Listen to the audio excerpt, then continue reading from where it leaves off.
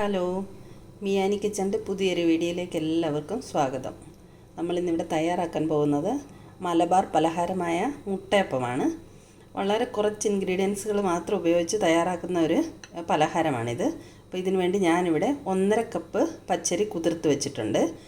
അതേ കപ്പിൻ്റെ അളവിൽ 1/2 കപ്പ് ചോറ്, ആവശ്യത്തിന് ഉപ്പ്, ഒരു മുട്ട.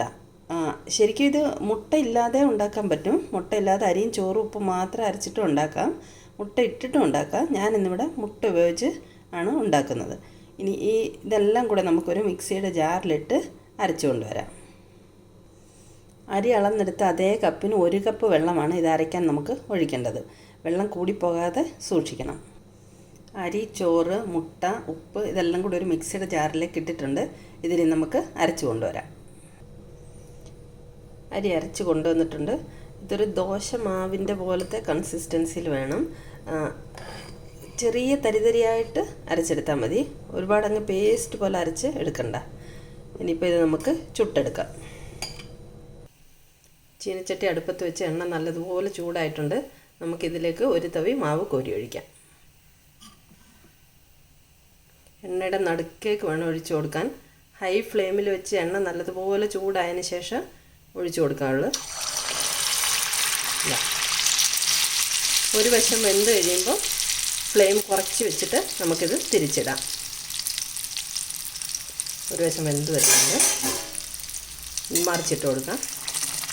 ഇതല്ല, ഇതുപോലെ നല്ലതുപോലെ പൊങ്ങി വന്നിട്ടുണ്ട്. ഓരോന്നോരോന്നായിട്ട് നമുക്ക് ഉണ്ടാക്കിയെടുക്കാൻ പറ്റത്തുള്ളൂ, കാരണം ഇത് ഒട്ടിപ്പിടിക്കും. അല്ലെങ്കിൽ കണ്ട നല്ലപോലെ പൊങ്ങി വന്നിട്ടുണ്ട്. തിരിച്ച് മറിച്ചിട്ടിട്ട് നല്ലോണം വേവിച്ചെടുക്കാം. ഇതുപോലെ നമുക്ക് ഓരോന്നോരോന്നായി എല്ലാം ചുട്ടെടുക്കാം. ഇത് രണ്ടാമത്തേത് ഞാൻ കോരി ഒഴിച്ചു. നല്ല രീതിയിൽ പൊങ്ങി വന്നിട്ടുണ്ട്. തിരിച്ച് മറിച്ചിട്ട് കൊടുത്തിട്ട് നമുക്ക് വേവിച്ചെടുക്കാം. നമ്മൾ മുട്ടയപ്പം എല്ലാം ചുട്ടെടുത്തിട്ടുണ്ട്. 1.5 ഗ്ലാസ് അരി കൊണ്ട് ഇതേ രീതിയിലുള്ള ഒരു 30 മുട്ടയപ്പം നമുക്ക് ചുട്ടെടുക്കാൻ പറ്റും. ഇത് നമുക്കൊരു ബ്രേക്ക്ഫാസ്റ്റ് ആയിട്ട് ഉപയോഗിക്കാം. വൈകുന്നേരം ചായയുടെ കൂടെ ഒരു സ്നാക്കായിട്ട് ഉപയോഗിക്കാം. ബ്രേക്ക്ഫാസ്റ്റ് ആയിട്ട് ഉപയോഗിക്കുമ്പോൾ ഇതിൻ്റെ കൂടെ ചിക്കൻ കറിയുടെ കൂടെ കൂട്ടി കഴിക്കാൻ നല്ല ടേസ്റ്റാണ്. അപ്പം മുട്ടയപ്പം ഉണ്ടാക്കിയ റെസിപ്പി ഇഷ്ടമായെങ്കിൽ എല്ലാവരും ട്രൈ ചെയ്ത് നോക്കണം. അപ്പം വീഡിയോ ഇഷ്ടമായെങ്കിൽ ലൈക്ക് ചെയ്യാനും ഷെയർ ചെയ്യാനും സബ്സ്ക്രൈബ് ചെയ്യാനും മറക്കല്ലേ. മറ്റൊരു വീഡിയോയായി നമുക്ക് വീണ്ടും കാണാം. താങ്ക്